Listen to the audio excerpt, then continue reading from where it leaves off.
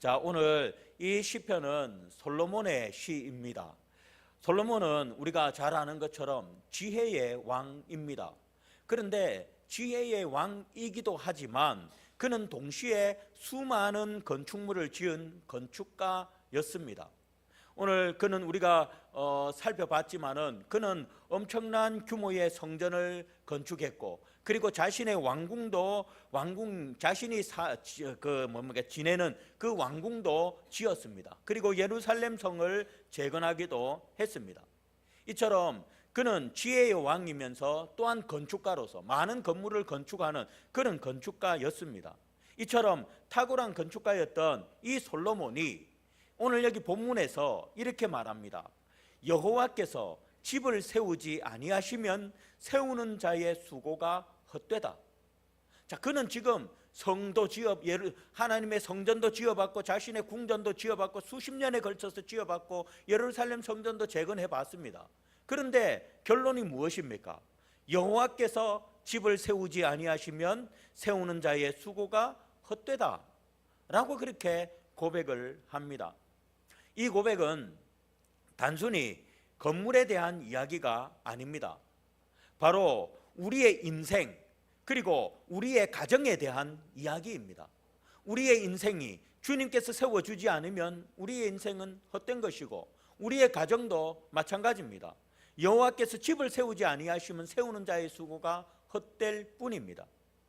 몇 년 전 여러분 국내에서 큰 화제를 모았던 드라마 스카이캐슬이라고 아십니까? 예, 스카이캐슬 참 유명했죠. 저도 그 한 편도 안 빠지고 다 봤는데 너무너무 재밌었습니다. 자, 명문가의 자녀들이 모여 사는 초호화 주택가를 배경으로 자녀의 성공을 위해 물불 가리지 않는 부모들의 이야기를 다루는 드라마가 바로 스카이캐슬이었습니다. 드라마 속 부모들은 엄청난 돈과 노력을 쏟아부으면서 자녀를 최고의 자리에 올려놓으려고 합니다. 하지만 그들의 가정을 자세히 들여다보면 어떻던가요? 드라마 속에서 갈등과 파괴로 가득 차 있습니다. 겉으로 보기에는 정말 남 부러울 정도로 화려하고 성공한 가정 같지만 그 내면은 썩어 들어가고 있었습니다. 이는 오늘 본문의 말씀처럼 인간의 힘과 노력만으로는 진정한 가정을 세울 수 없다라는 것을 적나라하게 보여주는 예시입니다. 우리가 아무리 완벽한 계획을 세우고 최선을 다해서 가정을 세운다 해도 하나님의 손길이 함께하지 않는다면 모든 수고는 어떻다고요?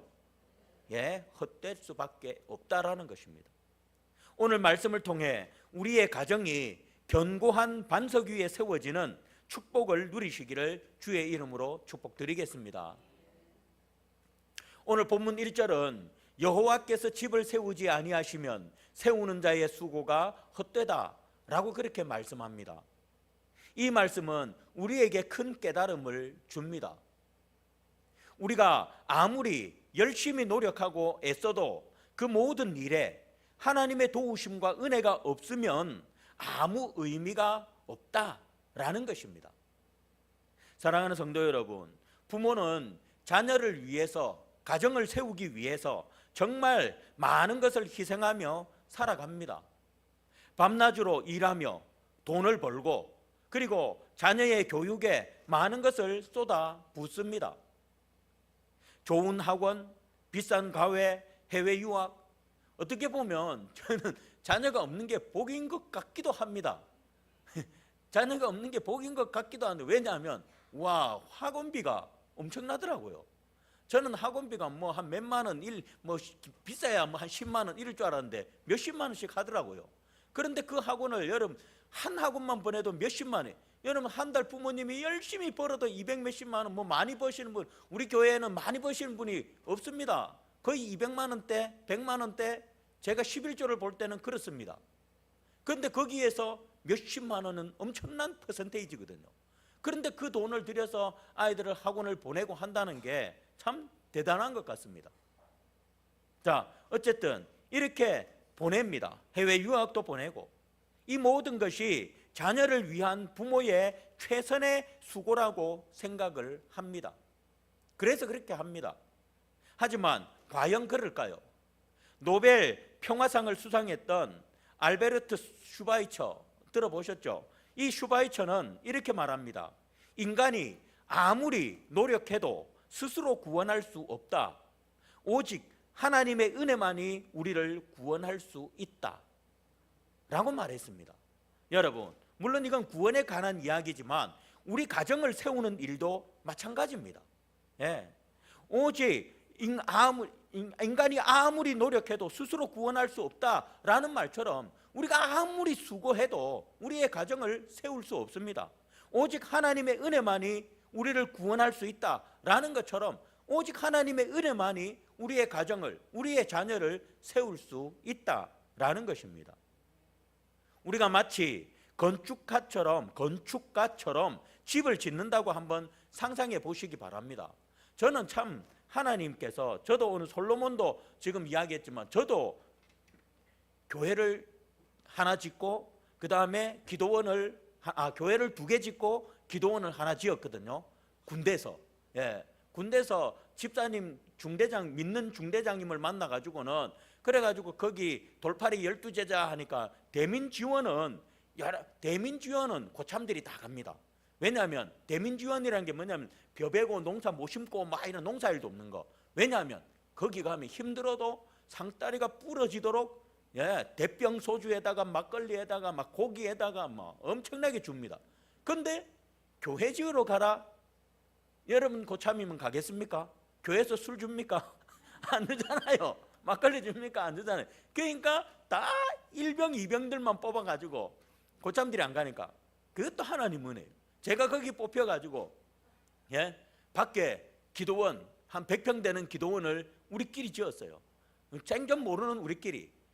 그러면서 제가 거기서 미장을 배웠습니다. 벽돌 쌓는 것도 배웠고. 그래가지고 그 건물이 지금도 아마 남아있을지 모르겠습니다. 짓고 나니까 중대장님이 또 부대 안에다가 한 50평 되는 교회를 지어라 해가지고 교회를 지었어요. 그런데 어쨌든 간에 이렇게 그때 제가 기도원을 지으면서 그 원장님이 하셨던 말씀이, 근데 그것도 또 하나님 은혜예요. 제가 그때만 해도 교회 안 다녔어요. 그런데 그 원장님이 12명 중에 돌팔이 12제자가 12명을 뽑았거든요. 중대장님이. 그런데 그 12명 중에 원장님이 저 한 사람에게만 유독 자꾸 관심을 가지시는 거예요. 성호야, 너는 그러면 안 된다. 성호야, 교회 짓는 게 얼마나 큰 축복인지 아니? 막 이러면서 저한테만 자꾸 그러시더라고요. 나중에 부담이 돼가지고 막 도망다니고 그랬는데, 근데 어쨌든 참 하나님이 그 교회를 지어서 그런지 목사를 되게 하셨는지, 어쨌든 여러분, 우리가 건축가라고 생각을 하고 상상을 해보십시오. 내가 집을 짓는다고 한번 상상을 해보십시오. 우리는 최신 설계도를 바탕으로 좋은 자재를 구입하고 튼튼한 기초를 쌓기 위해 애를 씁니다. 그런데 만약 집을 짓는 땅이 모래 위라면 어떻게 되겠습니까? 아무리 좋은 재료와 기술을 쏟아 부어도 작은 비바람에도 쉽게 무너질 것입니다. 예수님은 마태복음 7장에서 이 이야기를 우리에게 들려주셨습니다. 누구든지 나의 이 말을 듣고 행하는 자는 그 집을 반석 위에 지은 지혜로운 사람 같으니 비가 내리고 창수가 나고 바람이 불어 그 집에 부딪히되 무너지지 아니하나니 이는 주추를 반석 위에 놓은 까닭이요 라고 말씀하셨습니다. 여러분, 내 힘으로 가정을, 그리고 내 힘으로 자녀를 위해 최선을 다할지라도 하나님이 빠진 최선이라면 그것은 모래 위에 짓는 헛수고와 같은 것입니다. 그러므로 우리의 가정이 모래 위가 아닌 바로 반석 위에 세워져야 합니다. 그런데 많은 이들이 자신의 노력으로 모래 위에 짓고 있습니다. 너무나도 안타깝지만 모래 위에 짓고 있습니다. 성도 여러분, 우리의 가정을 세우시는 분은 우리가 아니라 하나님이십니다. 우리가 할 일은 하나님의 설계도를 따라 최선을 다해 짓는 것입니다. 하나님의 설계도는 바로 성경 말씀입니다. 이것이 바로 하나님의 설계도입니다. 우리는 최선을 다해서 자녀를 기르며 끊임없이 자녀에게 설계도인 말씀을 따라 성경 말씀을 가르치고 하나님을 경외하는 마음을 심어 주어야 합니다. 어느 믿음 좋은 가정의 이야기입니다. 그 집 아들은 공부는 잘하지 못했지만 부모님은 항상 그 아이에게 너는 하나님이 주신 특별한 사람이야. 너는 하나님이 축복하는 사람이야. 항상 너는 하나님의 사람이야. 하나님의 축복하는 사람이야. 하나님이 귀하게 쓰실 사람이야. 라고 격려를 했답니다. 아들은 부모님의 사랑과 믿음 안에서 자라서 결국에 이웃을 섬기는 삶을 살게 되었습니다. 비록 높은 자리에 오르지 못했지만 그는 많은 사람들에게 선한 영향력을 끼치는 귀한 사람으로 성장했습니다. 이것이 바로 하나님께서 원하시는 가정의 모습이고 여러분들의 자녀의 모습입니다. 세상의 성공을 쫓는 가정이 아니라 하나님의 뜻을 이루는 가정, 이 가정이 바로 반석 위에 세워가는 가정입니다. 여러분, 여러분의 가정이 견고한 반석 위에 세워지려면 여러분의 가정을 세우시는 분이 하나님이심을 분명히 아시기 바랍니다. 절대 내 힘으로는 우리의 가정을 세울 수 없습니다. 절대 내 힘으로는 우리의 자녀를 세울 수 없습니다. 오직 내 가정을 세우시는 분, 내 자녀를 올바르게 세우시는 분은 하나님이십니다. 이 사실을 우리는 분명히 알고 하나님의 말씀의 설계도를 따라서 그 말씀 위에 여러분의 가정을 그리고 여러분의 자녀를 세워야 합니다. 꼭 하나님께서 우리 가정을 세우시는 건축가이심을 인정하고 말씀을 따라 가정과 자녀를 세워나가는 그런 여러분들 되시기를 주의 이름으로 축복드립니다. 제가 다시 말씀드리지만 하나님 말씀의 설계도를 따라 가정을 세워가고 자녀를 양육하는 그 가정은, 그 가정의 자녀는 절대로 맹세코 잘못되지 않습니다. 비록 공부는 못할지라도 분명 하나님 귀하게 쓰는 사람 하나님 만드십니다. 이거는 100%입니다. 이건 진짜입니다. 맹세코입니다. 그러나 내 힘으로 자녀를 양육하려는 사람은 그 자녀 모르겠습니다. 어떻게 될지 모릅니다. 그러나 하나님의 설계도로 여러분들의 자녀를 양육하는 자녀는 반드시 성공이라는 말은 쓰지 않겠습니다. 어쨌든 반드시 하나님께서 귀하게 사용하십니다. 이어지는 우리가 3절 말씀은 이렇게 말씀합니다. 보라, 자녀들은 여호와의 기업이요 태의 열매는 그의 상급이로다. 자녀는 여호와의 기업이라고 말씀합니다. 여기서 기업이라는 말은 유산, 상속재산, 소유물이라는 뜻입니다. 즉 자녀들은 여호와의 기업이라는 것은 자녀들이 부모의 소유물이 아니라 하나님의 소유물, 왜? 하나님의 기업이라고 하니까요. 바로 자녀들은 여러분 부모의 소유물이 아니라 바로 하나님의 소유물이라는 것입니다. 그렇습니다. 여러분들의 자녀는 여러분들의 소유물이 아니라 바로 하나님의 소유물입니다. 하나님께서 여러분들에게 맡기신 하나님의 소유입니다. 하나님께서 여러분에게 하나님의 소유를 맡기셨으니 우리는 이 하나님의 소유를 하나님의 뜻대로 잘 가꾸고 양육해야 할 청지기의 책임이 있는 것입니다. 여러분들은 어떻습니까? 여러분들의 자녀, 여러분 하나님의 소유입니다. 그 하나님의 소유물인 여러분들의 자녀를 잘 가꾸고 계십니까? 잘 돌보고 계십니까? 왜 잘 돌봐야 합니까? 왜 잘 가꿔야 합니까? 내게 아니니까. 하나님의 거니까. 하나님이 내게 맡겨놓으신 거니까. 그러니까 우리는 잘 돌봐야 합니다. 그래서 청지기의 책임이 있다라는 것입니다. 그런데 많은 부모들이 자녀를 자신의 소유물처럼 생각을 합니다. 그래서 내 아들, 내 딸, 물론 내 아들 내 딸이 맞죠. 그러나 엄격히 따지면 오늘 본문은 분명히 말합니다. 내 아들 내 딸이 아니라 하나님의 아들 하나님의 딸이라고, 하나님의 소유물이라고. 그런데 많은 사람들이 내 아들 내 딸이라고 말하면서 자녀의 인생을 대신 결정하려고 합니다. 여러분, 아이를 망치는 가장 좋은 방법은 아이의 모든 것을 부모가 대신 결정해주고 아이가 실패할 기회를 빼앗는 것이라는 말 들어보셨습니까? 네, 여러분, 아이의 모든 결정을 부모가 다 해줍니다. 아이가 결정했다가 실패도 해보고 그래야 성장을 하는데 그럴 기회를 제공해 주지 않습니다. 모든 걸 부모가 다 결정해서 이렇게 해라, 대학도 저리 가라, 이리 가라. 물론 요즘은 그런 게 잘 없겠죠. 근데 옛날에는 몇 년 전까지만 해도 얼마나 많았습니까? 예? 대학도 그것도 물론 우리하고는 관계없죠. 저 잘 사는 동네 사람들. 물론 우리하고 관계 있는 분들도 있습니다. 보면 부모가 원하는 대로 자녀를 만들어가는 사람들이 있습니다. 왜? 내 거라고 생각하니까.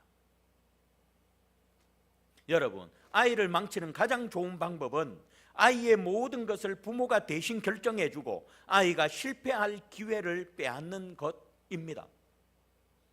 아이의 실패를 통해, 아이는 실패를 통해서 성장하는데 그렇지 않습니까? 우리도 마찬가지잖아요. 실패를 통해서 경험하게 되고, 예? 저도 이번에 우리 성도들 처음 데리고, 저는 우리 단기 선교를 많이 나가봤고 우리가 나가봤지만 대부분의 분들이 처음 나가셨습니다. 그래 나가보니까 다음에는 갈 때는 이런 것들을 좀 내가 좀 준비를 더 하고 와야 되겠다, 이런 생각이 들더라고요. 뭐든지 실패를 경험해보고 해봐야 다음에 또 성장하게 되는 것입니다. 그런데 아이들도 실패를 통해서 배우고 성장하는데 부모의 지나친 간섭과 보호가 오히려 아이의 성장을 막는다는 것입니다. 여러분, 아이들은 여러분의 것이 아닙니다. 하나님의 소유물을 여러분께 맡겨주신 것입니다. 그러니 여러분의 뜻대로 간섭하지 마시고 하나님의 뜻대로 잘 가꾸어 나가시기를 바라겠습니다. 그 하나님의 뜻은 여기에 다 있습니다. 이어서 성경은 또 말합니다. 자녀는 하나님의 상급. 네, 하나님의 상급이라고 말합니다. 상급은 하나님께서 우리에게 주시는 선물입니다. 자녀는 하나님의 소유인데 그 소유를 우리에게 뭐로 주셨다? 선물로 주셨다. 예, 상급으로 주셨다. 선물로 주셨다라는 것입니다. 여러분, 누군가로부터 받은 선물을 여러분은 어떻게 대하십니까? 여러분들 선물 받아보셨죠? 오늘 또 여러분들 예배 마치고 나갈 때 선물 하나씩 드릴 겁니다. 말린 망고. 예, 말린 망고. 후원해 주시고 기도해 주셔서 감사하다고. 후원해 주신 분들은 더 좋은 걸 드려야 되는데 죄송합니다. 그냥 똑같이 그냥 망고 하나씩 드리게 되어 죄송합니다. 어쨌든 여러분들 지금까지 여러분들 살아오면서 선물을 받아보셨을 것입니다. 여러분 누군가로부터 받은 선물을 받았을 때 여러분 어떻게 대하셨습니까?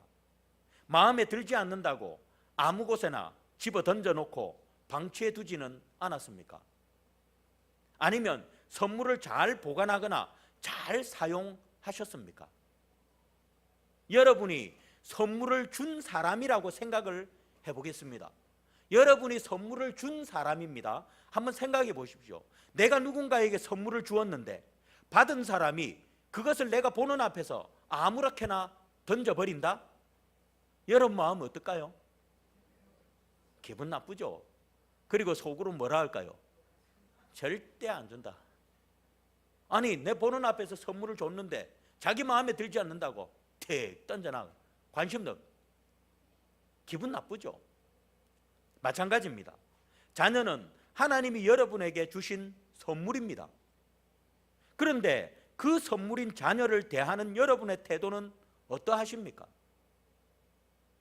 자녀를 바라볼 때 감사히 여기십시오.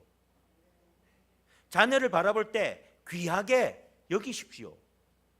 뭐 이딴 게 내 한테 태어났냐? 이게 아니라 그런 부모들 많아요. 뭐 이딴 자식이 태어났냐? 이딴 자식은 뭐 이딴 자식입니까? 그런 부모들이 있어요, 진짜로. 그런 게 아니라 하나님이 주신 선물입니다. 이딴 자식이라도 하나님이 주신 선물입니다. 예? 저딴 자식이든 이딴 자식이든 하나님이 내게 주신 선물입니다. 선물을 여러분도 아까 생각을 해보죠. 준 선물인데 마음에 들지 않는다고 이딴 자식이 나한테 태어났냐고. 여러분 준 사람 입장에서 기분 좋습니까? 아니잖아요. 선물을 받은 사람, 줬으면 받는 사람은 감사히 받죠. 예, 귀하게 여겨야 합니다. 우리 자녀도 마찬가지입니다.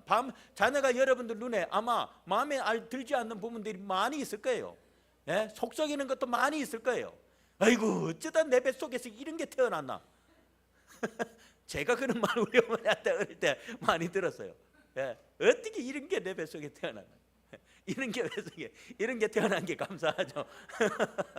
예, 이런 게 태어나도 지금 목사가 하고 있니까 감사한 일이죠. 어쨌든 모릅니다 그 인생은. 어쨌든 여러분 자녀는 하나님이 주신 선물입니다. 내 마음에 들든 들지 않든 여러분은 감사하십시오. 그리고 귀하게 여기시기를 바랍니다. 그렇습니다. 여러분의 자녀는 여러분들의 개인 소유가 아닙니다. 하나님께서 하나님의 소유를 여러분들에게 선물로 주신 것입니다. 그러니 자녀를 내 것이라고 여겨 마음대로 하지 마시고 하나님의 뜻대로 양육하시고, 또한 자녀를 바라볼 때마다 하나님께서 주신 소중한 선물임을 알고 감사하며 귀하게 여기며 자녀의 있는 모습 그대로를 사랑하고 축복해 주는 그런 부모가 되시기를 바랍니다. 하나님이 이렇게 주셨어요, 선물을. 그러면 있는 모습 그대로 감사하고 사랑하시기를 바라겠습니다. 마지막으로 4절과 5절은 이렇게 말씀합니다. 같이 한번 읽어보겠습니다. 4절 5절 시작. 젊은 자의 자식은 장사의 수중의 화살 같으니 이것이 그의 화살통에 가득한 자는 복되도다. 그들이 성문에서 그들의 원수와 담판할 때에 수치를 당하지 아니하리로다. 아멘. 자, 이 말씀은 자녀의 역할과 축복에 대해서 설명하는 말씀입니다. 자녀의 역할 그리고 축복에 대해서 말씀합니다. 여기서 힘센 장사죠. 장사의 수중의 화살이라는 비유는 자녀가 부모에게 큰 힘과 보호막이 되어준다라는 의미를 담고 있습니다. 고대 사회에서 성문은 법적인 소송이나 논쟁이 벌어지는 공식적인 장소였습니다. 그런데 그때 자녀가 많으면 어떡해요? 아버지 편을 들 거 아니에요. 예? 자녀가 없는데 아무도 내 편 없어요. 근데 여기는 이 집은 소송 서로 붙고 있는데 여기는 자녀들이 많아요. 우리 아버지가 어쩌고 우리 아버지가 옳고 네가 잘못했고 그러면 아버지가 음매기사라 해가지고 하는데 자녀도 없어가지고 누구도 자기를 변론해 주는 사람이 없으면 얼마나 기가 죽겠습니까? 바로 고대 사회는 이렇게 했습니다. 자녀가 많고 든든하면 원수 앞에서 당당하게 말할 수 있었고 수치를 당하지 않았습니다. 오늘날의 관점에서 보면 이 말씀은 하나님 안에서 올바르게 양육된 자녀가 부모의 노년기에 큰 힘이 되고 삶의 든든한 버팀목이 되어준다라는 의미로 해석할 수 있습니다. 그렇습니다. 하나님을 경외하고 이웃을 사랑하며 정직하게 살아가는 자녀는 부모에게 큰 기쁨이자 자랑이 됩니다. 이어서 거기서 자녀를 화살처럼 양육한다라는 것은 무엇을 의미하냐면 여러분 화살은 활 시위를 떠나면 돌아옵니까? 안 돌아옵니까? 안 돌아오죠. 예, 화살은 탁 당겼다 탁 나오면 탁 날아가서는 돌아오지 않습니다. 마찬가지로 자녀는 언젠가는 부모의 품을 떠나 독립적인 삶을 살아가야 합니다. 우리는 자녀가 세상이라는 거친 들판에서 올바르게 날아가 목표를 향해 날아갈 수 있도록 믿음의 화살촉을 갈아주고 그리고 닦아주어야 합니다. 성경 말씀으로 무장시키고 기도와 사랑으로 조준점을 맞춰 주어야 합니다. 그래서 잘 날아가서 독립해서 잘 살 수 있도록 목표 지점에 올바르게 다다라서 그곳에서 잘 살아갈 수 있도록 도와주어야 한다라는 것입니다. 사랑하는 성도 여러분, 여러분이 하나님 안에서 가정을 세워나갈 때 자녀는 세상의 유혹과 시험으로부터 여러분을 지켜주는 견고한 방패가 될 것입니다. 잘 말씀으로 잘 양육한 자녀는, 말씀으로 잘 양육한 자녀는 이것도 반드시 100% 맹세코 부모를 잘 돌봅니다. 부모의 자랑이 됩니다. 반드시. 꼭 부모의 자랑이 뭐 대통령이 돼야 자랑입니까? 아니잖아요. 꼭 그것만 돼가 자랑이 아니잖아요. 어쨌든 이렇게 하나님 말씀대로 잘 양육한 자녀는 부모의 자랑이 되고 또 견고한 방패가 됩니다. 비록 세상은 물질과 명예를 성공의 척도로 삼지만 하나님은 우리의 가정을, 우리의 자녀를 통해 가장 큰 복을 약속하십니다. 이런 복이 여러분의 자녀를 통해 여러분의 가정에 있기를 주의 이름으로 축복드립니다. 말씀을 맺습니다. 사랑하는 성도 여러분, 오늘 우리는 시편 127편 말씀을 통해서 우리의 가정에 진정한 하나님이 우리 가정에 진정한 건축가이심을 확인했습니다. 우리는 우리의 힘과 노력으로 가정과 자녀를 세우려 하지만 그것은 마치 어디 위에 짓는 거라고요? 모래 위에 지은 집과 같이 헛된 것밖에는 될 수 없습니다. 아무리 화려해도 언젠가 무너집니다. 그러니 이제 헛된 수고 그만 멈추고 우리의 가정의 주인이 바로 하나님이심을 명심하시기를 바랍니다. 그분이 우리의 가정을 아름답게 세워나가심을 인정하시기 바랍니다. 그리고 하나님이 주신 설계도를 따라 가정을 세워나가시기를 바랍니다. 그리할 때 건강한 가정, 반석 위에 세운 가정이 될 것입니다. 그러면 지금 여기 그래도 온 가족 예배라고 해서 자녀들이 함께 나와 예배 드리는 가정은 그래도 희망이 있습니다. 왜? 말씀으로 하나님 설계도를 따라서 자녀를 잘 가르칠 수 있어요. 그런데 교회 가자 해도 말도 안 듣고 네 엄마나 잘 다니라, 아빠나 잘 다니라, 나는 부처 믿을 거란다, 나무나비 탑을 관세음보살 이러고 앉아있는 아이들은 그럼 어떡하나? 여러분, 전에도 말씀드렸죠. 내가 집사라면, 내가 교회 다니는 권사라면, 내가 교회 다니는 성도라면 그 믿지 않는 자녀들 앞에서 본을 보이십시오. 그거밖에 없습니다. 본도 보이지 않으면서 교회 가자, 말씀대로 살아라, 말씀은 이래, 그러면 콧방귀밖에 안 낍니다. 절대로 변화될 수 없습니다. 믿는 부모가 말씀을 가르치기 전에 그냥 말씀대로 살면 됩니다. 부모가 말씀대로 살면 믿지 않는 자녀는 인정합니다. 아, 우리 엄마가, 우리 아빠가, 우리 부모님이 예수 믿는데 확실히 달라. 확실히 달라. 인정하게 됩니다. 그러면 인정을 해야 그 다음에 전도가 되죠. 그런데 우리 엄마, 우리 아버지는 교회 다녀도 돌팔이야. 저는 우리 중고등부 아이들을 통해서, 우리 청년들을 통해서 제가 이런 소리 많이 들었어요. 우리 엄마는 돌팔이 집사예요. 이 소리 많이 들었어요. 우리 엄마는, 우리 아빠는 소리를 못 들었어요. 우리 엄마는 돌팔이 집사예요. 소리는 제가 들어봤습니다. 인정받지 못하는데 무슨 가정이 변화되겠습니까? 그러니 교회 가자, 뭐 하자, 그런 소리 하지 마시고 그냥 본만 보이세요. 말씀대로 사십시오. 그러면 그 가정의 자녀들은 부모를 인정하게 되고 언젠가 여러분들의 기도대로 그 자녀가 주님 앞에 돌아와 말씀대로 세워져 갈 줄 믿습니다. 어쨌든 여러분, 우리의 가정과 우리의 자녀를 세우시는 분은 하나님이십니다. 그러니 모래 위에 더 이상 집 지으려 하지 마시고 정말 반석 위에 하나님의 설계도를 따라 반석 위에 여러분들의 가정과 여러분들의 자녀를 세워가는 그런 저와 여러분들이 되시기를 주님의 이름으로 축복드리겠습니다. 기도하겠습니다.